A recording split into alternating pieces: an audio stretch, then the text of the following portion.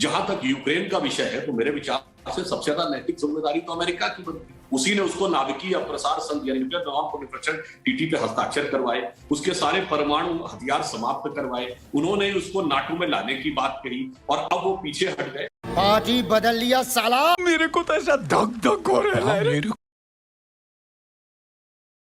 आज भारत में इस बात की बहुत चर्चा है सुधांशु त्रिवेदी जी के सैंक्शंस जो आज रशिया पे लग रहे हैं, रूस पर लग रहे हैं, ये 1998 में भारत पर भी लगे थे जब उन्होंने अपने परमाणु हथियार टेस्ट किए थे। लोगों का कहना है कि भारत तब सैंक्शन से नहीं घबराया था और ये शायद आगे बढ़ने का एक तरीका है, नहीं तो शायद जो आज यूक्रेन के साथ हो रहा है वो भारत के साथ हो सकता था। मैं आज पूछना चाहती हूँ आपसे, कहीं ना कहीं हर देश को ये तय करना पड़ेगा वर्ल्ड ऑर्डर में नेटो में जाना है या हमें क्वाड में जाना है या डिफरेंट अरेंजमेंट्स में जाना है, उसमें अपनी कितनी वो अपनी देश को महफूज रख सकता है, उसके लिए उसे एक कॉस्ट बेनिफिट एनालिसिस करना पड़ेगा। आज मैं पूछना चाहती हूं त्रिवेदी जी के भारत और रूस के बीच में कहीं अमेरिका और रूस के बीच में कहीं भारत का रोल एक देखा जा रहा है। भारत का ये रोल नुआंस्ड होगा, बैलेंसिंग एक्ट का होगा, या जो आज युद्ध दिख रहा है उसमें उसे खुलकर बाहर आना पड़ेगा? क्या रहेगा भारत का अपना रवैया?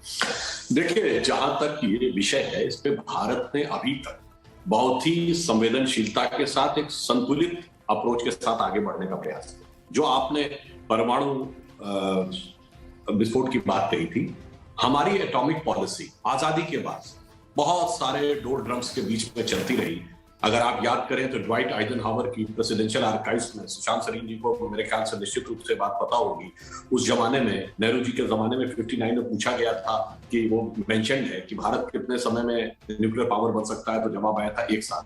मगर हमने एटॉमिक नहीं किया। 60 में हमने एटॉमिक एक्सप्लोजन कर लिया होता तो ना 62 की वॉर होती और हमने एनएससी होते। कोई बात नहीं, शास्त्री जी ने आके शुरू किया, फिर उनकी दुखद मृत्यु और 1 महीने के अंदर संदिग्ध रूप से भाभा जी की मृत्यु हो गई, बात खत्म हो गई। 74 में इंदिरा जी ने एक्सप्लोजन किया, बात सही है, परंतु आपको याद हो कि उस एक्सप्लोजन की खबर भारत से पहले अमेरिका और रूस दोनों ने प्रसारित कर दी थी कि भारत ने पोखरण विस्फोट किया है, और उस समय रूस पूरी तरीके से हमारे साथ खड़ा था। और फिर हम रूस के साथ भी क्या क्या कर रहे थे वो उस जमाने की बहुत सी बुक्स में है। जब अटल जी ने विस्फोट किया उस समय दुनिया में कोई हमारे साथ नहीं खड़ा था, और वो पहला परमाणु विस्फोट था जब दुनिया को नहीं पता लगा। जब तक 3 बजे प्रधानमंत्री ने घोषणा नहीं की तब तक अमेरिका को भी पता नहीं लगा था। सैंक्शंस लगी और सैंक्शंस को हमने पूरी हिम्मत के साथ झेला और अंततः वो सैंक्शंस लिफ्ट हुई।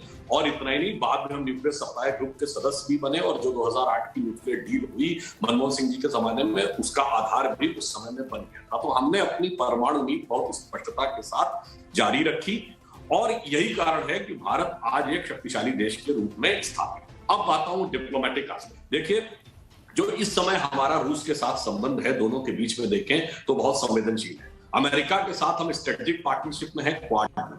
दूसरी तरफ हम रूस के साथ अगर देखें तो S-400 मिसाइल, जो कि विश्व का सबसे बेहतर बैलिस्टिक मिसाइल सिस्टम माना जाता है, उसके साथ भी हमारा पूरी तरीके से कॉन्ट्रैक्ट हो चुका है और वह आगे चल रहा है।